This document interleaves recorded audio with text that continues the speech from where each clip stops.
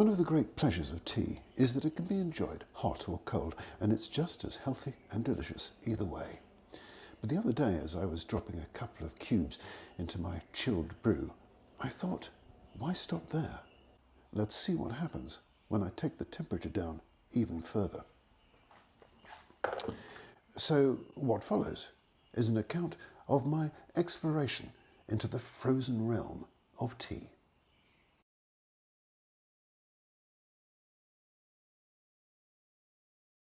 If you've ever tried to make miniature ice lollies simply by pouring some squash or fruit juice into an ice tray, you'll have realised it doesn't work terribly well. As the water freezes, it locks itself into a rigid lattice that squeezes most of the syrupy goodness onto the outside of the cube. One suck and the flavour's gone. To get the best results, the ice and flavouring need to be crushed and mushed together like a firm slush puppy, then placed into moulds and refrozen. Here are some of my earlier experiments.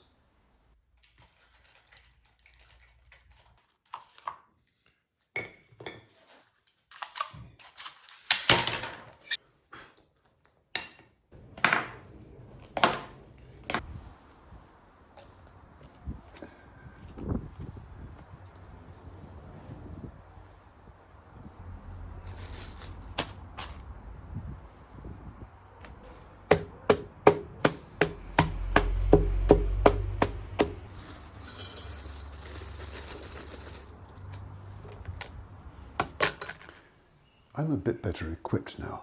A friend of mine got me these lolly moulds, and I also bought myself a hand-cranked ice crusher. It's a lot more efficient than the old hammer, frisbee and towel method.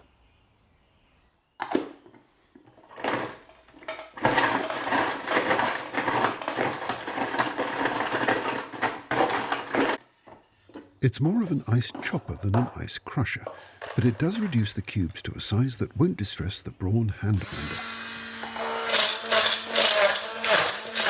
It's important to keep everything as cold as possible, so most of the utensils and containers I'm using here have been in the freezer for at least half an hour, and the cordial has been chilling nicely in the fridge.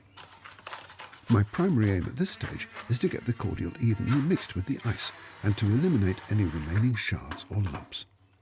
This batch is a combination of green tea with lime and mint. It joins two other batches I made earlier, one combining a lively blend of Indian teas with extracts of cherry and vanilla, the other, well, I'll get to that later. The sugar in the cordial has a lower freezing point than water, so I'm going to have to leave it in the freezer for about 3 hours to make sure it's set solid. I think that's called delayed gratification.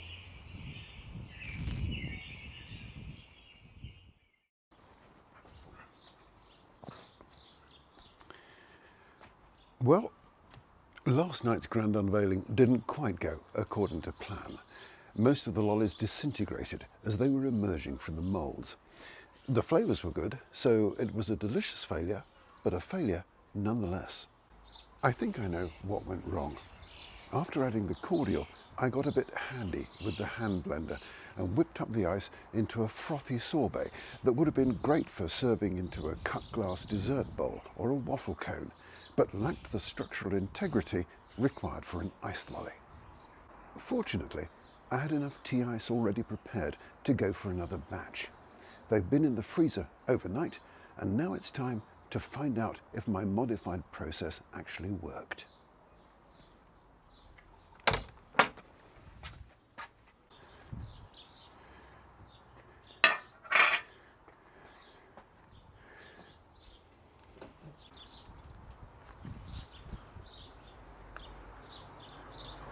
Well, that looks pretty good to me.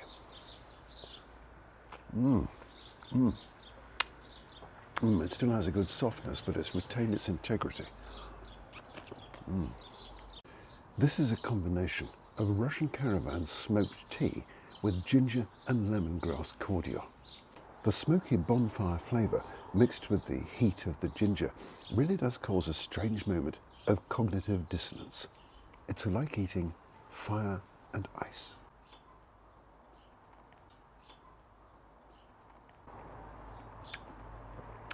Your good health.